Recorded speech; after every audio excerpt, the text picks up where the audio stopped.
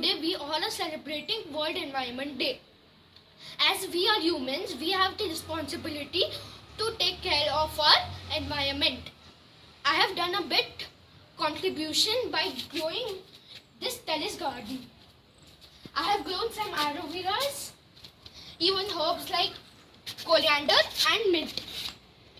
Even we have grown some vegetables like tomato and ginger. Even the compost used in our plants are natural. We make compost bins by putting vegetable peels and fruit peels and even leaves in it.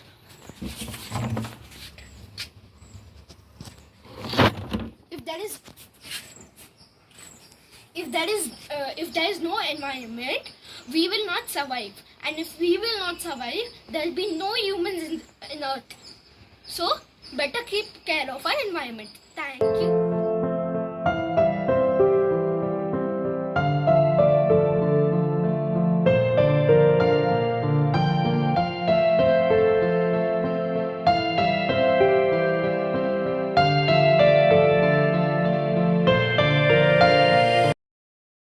So hello everyone, my name is Amichika Kaurki. I'm studying in grade 7 Delhi Public School, Mysore Road.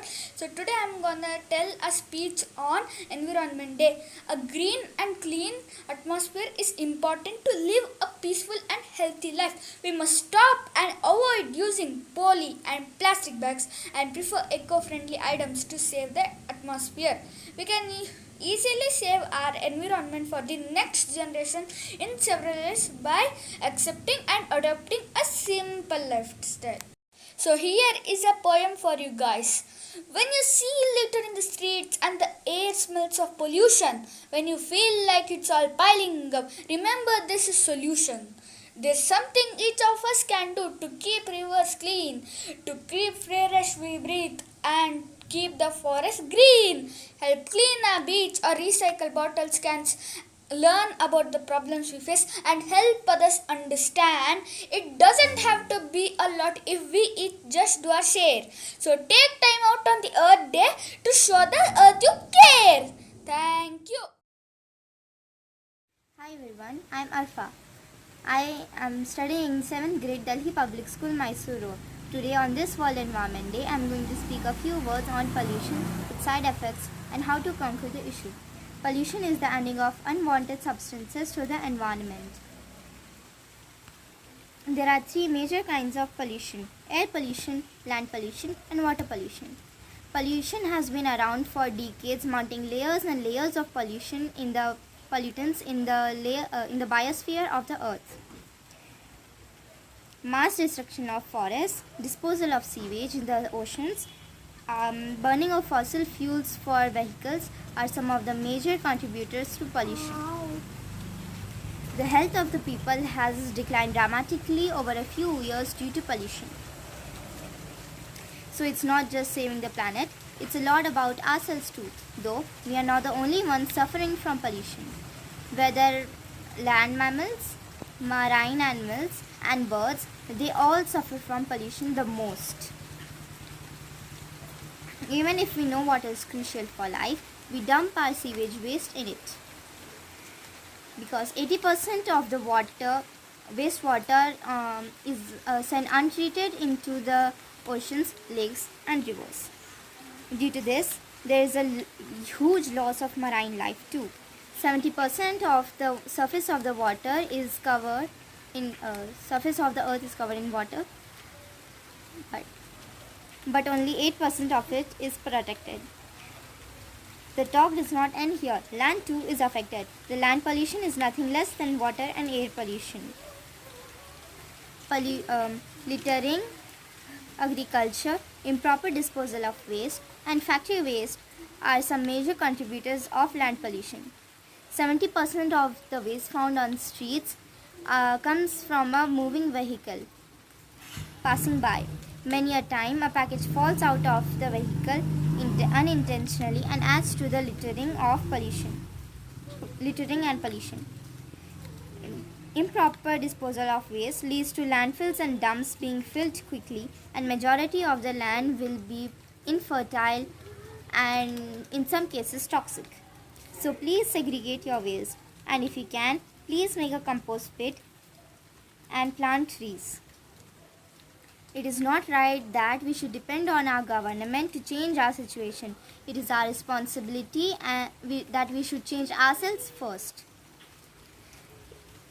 If you want to contribute to saving the environment, you can follow the famous 3 R's: recycle, reuse, and reduce. Though on my part, I would also like to add replace and reforest. Recycle. We must recycle as much as waste as we can. Reduce. We must reduce the use of harmful substances that harms the environment. Reuse. We must reuse as much as we can, even more than recycle, because reusing requires less energy and time to adopt. We should slowly replace the use of plastics with more organic and eco-friendly substances. And we should plant trees to save our environment and make up for the loss we already did to our nature. So save environment, save earth, save lives, stay home and stay safe. Thank you.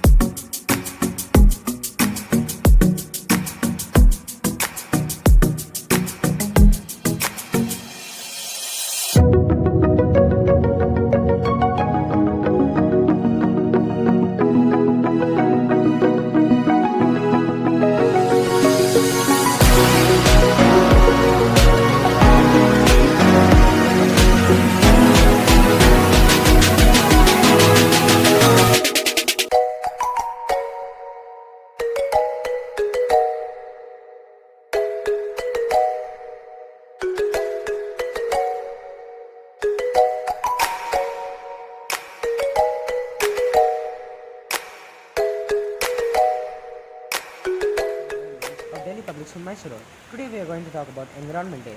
Happy Environment Day, by the way. Many great personalities in our history have tried and also proven that we can conserve the nature. One of these great personalities is Mr. Sundarlal Bahuguna. Mr. Sundarlal Bahuguna was born in Uttarakhand, where he started his famous work of Chipko movement, where people used to hug the trees, preventing the woodcutters or lumberjacks from cutting them down. I'll show you how they hug the trees. They just used to hug the trees like this, as it sounds like, to prevent the woodcutters from chopping them down. They made this work very popular and spread this throughout India and even with the South India. Many people started using this technique to conserve forests. Mr. Sundarlal Bahuguna had protested against the expansion of factories into forest lands as he sought to, and during this time he had faced many difficulties. But none of these reasons had made him demotivated or step back from his ultimate goal of nature preservance. Now let us talk about some other people who were also involved in this Chipko movement. Ms. Gaura Devi was a prominent leader in the Chipko movement, where she also spreaded this even more throughout India. Also, this Chipko movement had spread into Karnataka, where Timmaka had planted 8,000 trees, out of which 300 are of banyan trees. For this, she received many awards such as the Padma Shri or Padma Vibhushan for her appreciation. So what we should learn from these famous leaders' footprints. We should learn that it is our right to enjoy the nature as well as our responsibility to preserve it and deliver it to the future generations. Thank you.